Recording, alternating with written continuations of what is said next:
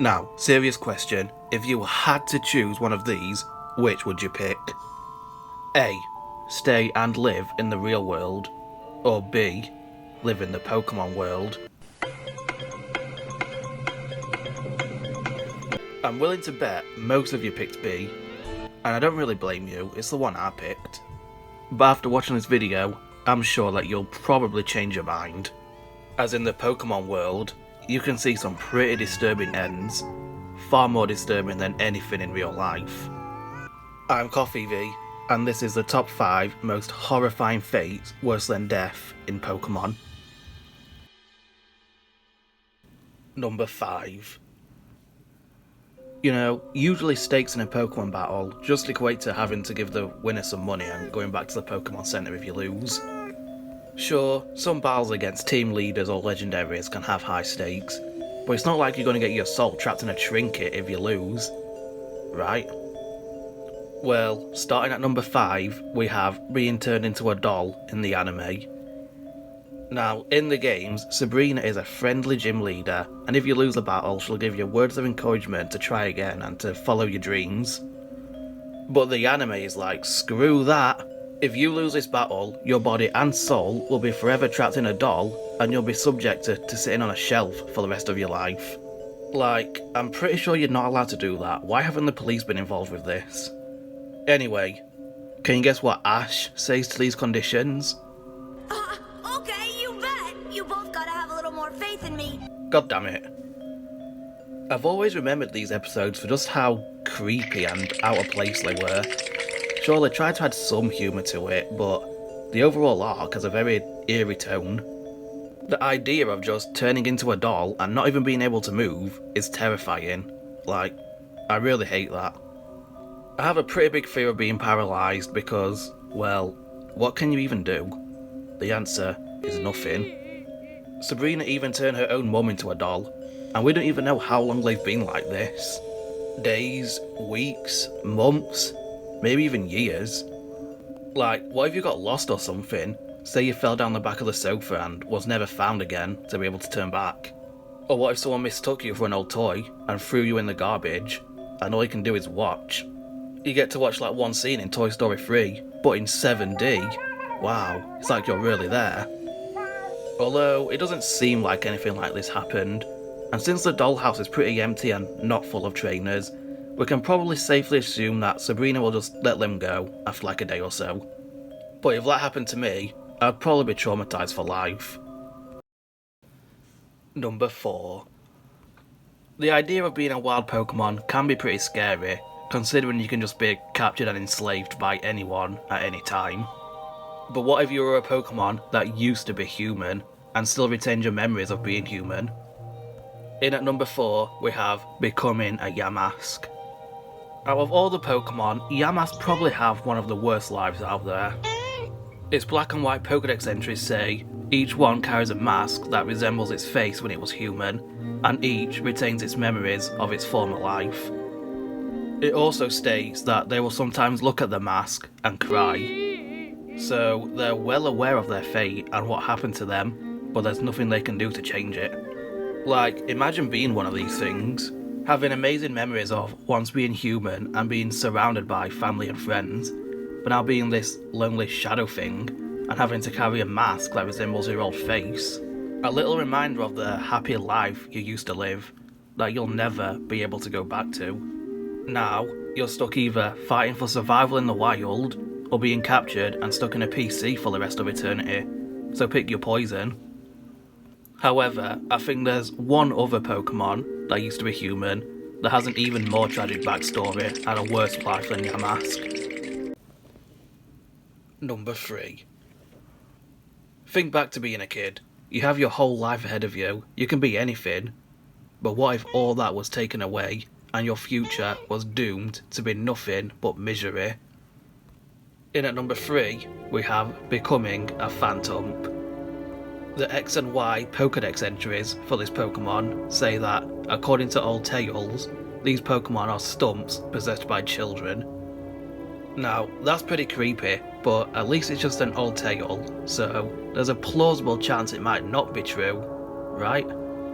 Well, that thinking instantly gets destroyed, because literally 1 generation later, in Sun and Moon, the Dex entries say these Pokemon are stumps possessed by children who died in the forest, basically confirming that this messed up backstory is true.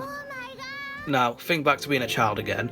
Let's say you're going for a walk in the forest and you decide to deter from the path to go look at some flowers or something. But then, you can't find the path back.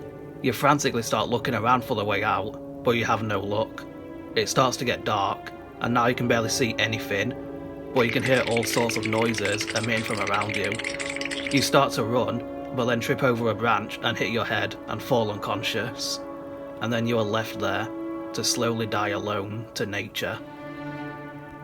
But if that wasn't bad enough, you then wake up and become this thing, now forced to live alone for all eternity as you still try to escape the forest until the end of time. Now, the next 2 entries on this list aren't about being turned into Pokemon, and that's because 1, I didn't just want to put being turned into a Pokemon for every spot on this list, and 2, out of all the Pokemon you can become, I feel like Phantom has the worst fate and backstory there is. Number 2.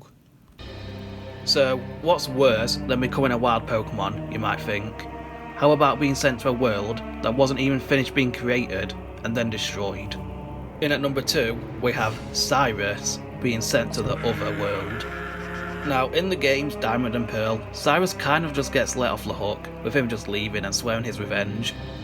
In Platinum, he got some repercussions, with him being stuck in the Distortion world, but I don't think he was trapped there. I think he just chose to stay there, since the exit portal is not too far away.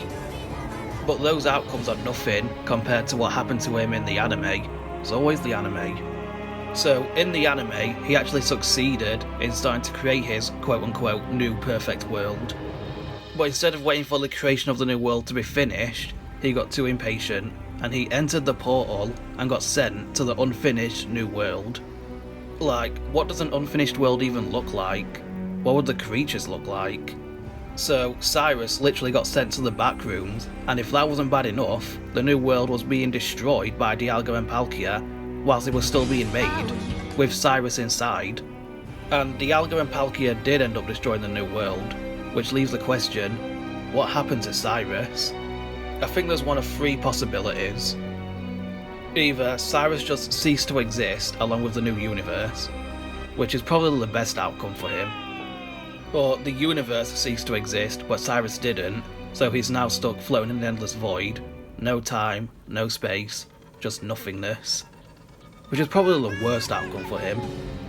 Or, when the portal got destroyed, the world simply just halted in being created, and is forever stuck on whatever percentage completed it was on when it got destroyed.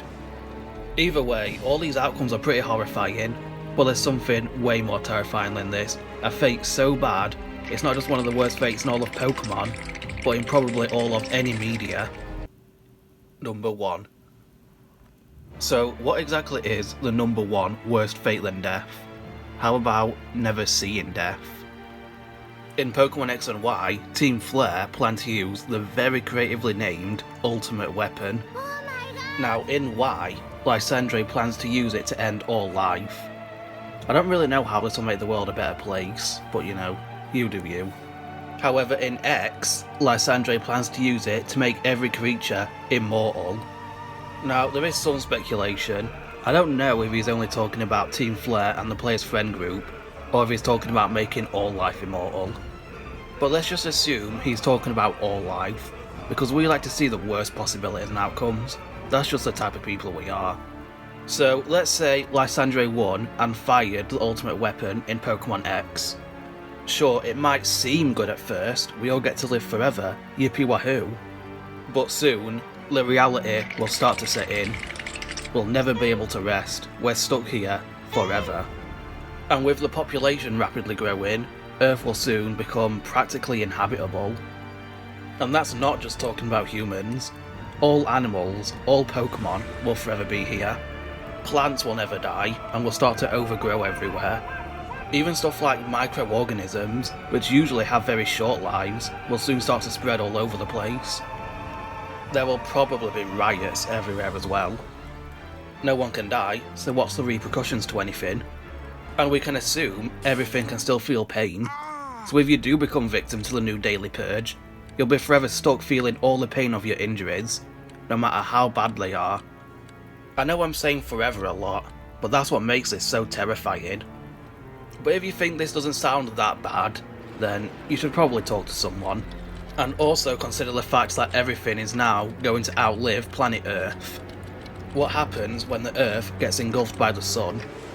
Will we all just be stuck burning in plasma for the next few million years? That, quite literally, sounds like hell. And then, what about when we eventually outlive the sun and it becomes a black hole? Will we all be stuck in a singularity point, being whatever happens inside a black hole? This outcome is why I made this list. X and Y was when I really started to get into Pokemon. I remember playing X for the first time and seeing this dialogue box, and I had this thought back then, and I still have it to this day. It literally haunts me.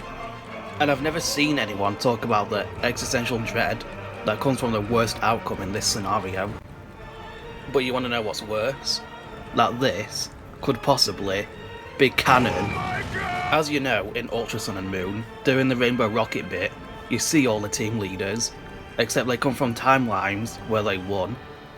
And we see Lysandre is still alive, although it isn't really 100% confirmed which weapon he fired. He said when he fired the weapon that a bright light engulfed him and transported him to this world.